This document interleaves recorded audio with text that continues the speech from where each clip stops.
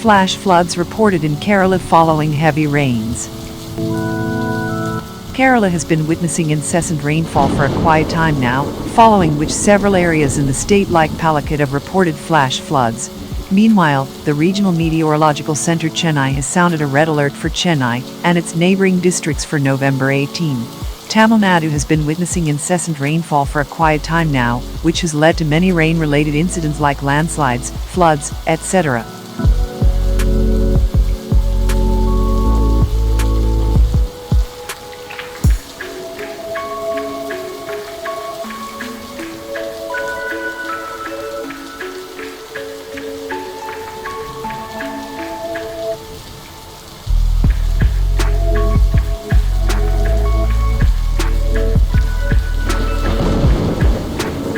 Stay tuned for more live weather updates. Thanks for watching.